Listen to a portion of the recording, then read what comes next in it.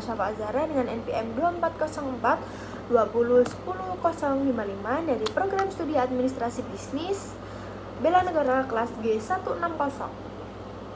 Nah, jadi saat ini Indonesia itu sedang berada di ambang menuju penentuan Indonesia Emas 2045.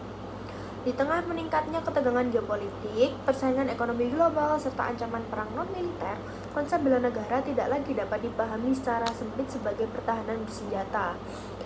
Dan ternyata ketahanan nasional di abad 21 itu justru sangat ditentukan oleh kekuatan ekonomi, kemandirian industri, kedaulatan teknologi, dan kualitas sumber daya manusia yang mengelolanya. Dalam konteks inilah, administrasi bisnis itu memegang peran strategis sebagai garda terdepan pertahanan ekonomi bangsa.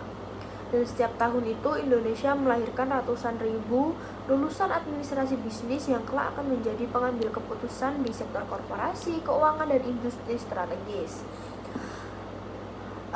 Dan keputusan yang mereka buat itu bukan sekedar soal efisiensi dan profitabilitas, tetapi turut menentukan arah kedaulatan ekonomi nasional. Oleh karena itu, nilai bela negara harus diinternalisasikan ke dalam praktik bisnis sebagai bentuk patriotisme ekonomi yang rasional dan berkelanjutan. Cinta tanah air dalam dunia bisnis bukan sekedar ekspresi emosional, melainkan komitmen nyata untuk memperkuat perekonomian nasional melalui kebijakan perusahaan. Nah, ada penelitian itu yang menunjukkan bahwa individu yang memiliki nilai nasionalisme ekonomi cenderung lebih memilih produk lokal dan mendukung ekosistem domestik. Dalam praktik korporasi, hal tersebut itu diwujudkan melalui kebijakan pengadaan berbasis UMKM, penguatan merek yang berakar pada budaya lokal, serta tanggung jawab kewarganegaraan ekonomi. Model itu terbukti mampu memperkuat rantai pasok nasional dan mengurangi ketergantungan impor bahkan pada masa krisis. Kesadaran berbangsa dalam administrasi bisnis turut menuntut pemahaman bahwa setiap keputusan strategis memiliki dampak sosial dan politik, dan fokus tata kelola perusahaan bergeser dari yang semata-mata kepentingan pemegang saham menuju ke kepentingan pemangku yang lebih luas, termasuk negara dan masyarakat. Nilai itu tercermin dalam penerapan tata kelola perusahaan yang berlandaskan Pancasila, pengelolaan risiko geopolitik, serta penegakan integritas dalam menghadapi dilema etika seperti penghindaran pajak agresif dan kerusakan lingkungan. Perusahaan yang mengintegrasikan kepentingan nasional dalam kebijakannya justru menunjukkan ketahanan ekonomi yang lebih kuat dan berkelanjutan. Transformasi bisnis nasional juga menuntut penerapan sistem ekonomi Pancasila sebagai landasan pengambilan keputusan. Dan sistem ini itu menekankan keadilan sosial, nilai moral, semangat kebangsaan, serta peran koperasi dan UMKM sebagai mitra strategis, bukan sekedar pelengkap rantai pasok ya.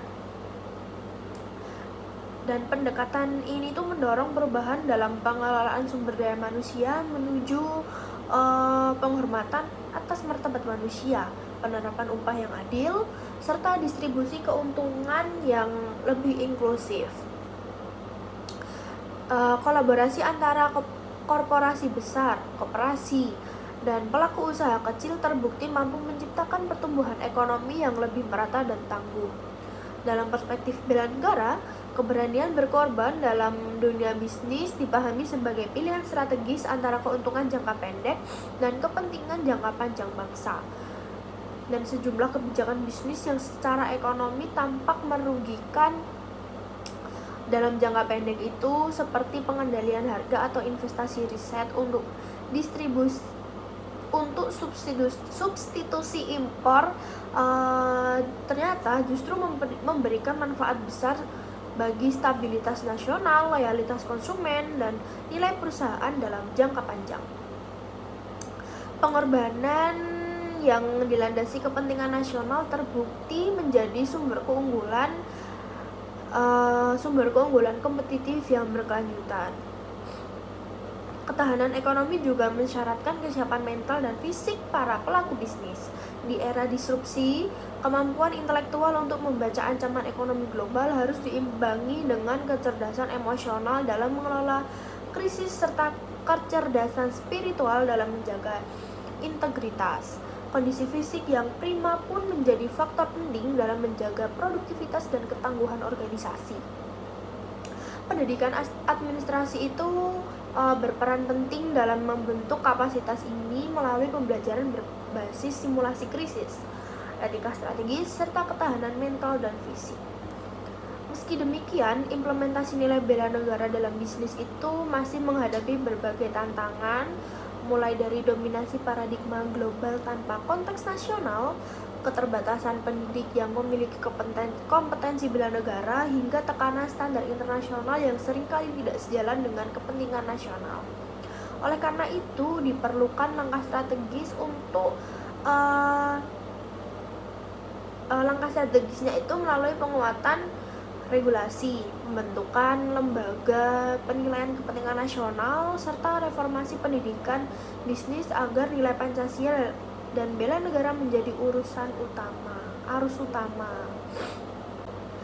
Pada akhirnya, integrasi nilai bela negara dalam administrasi bisnis bukan sekedar tuntutan moral, melainkan strategi nasional untuk memenangkan persaingan global di tengah ketidakpastian. Administrasi bisnis itu harus berfungsi sebagai steward ekonomi bangsa, sebagaimana amanat konstitusi bahwa perekonomian disusun sebagai usaha bersama berdasarkan asas kekeluargaan dengan internalisasi nilai bela negara.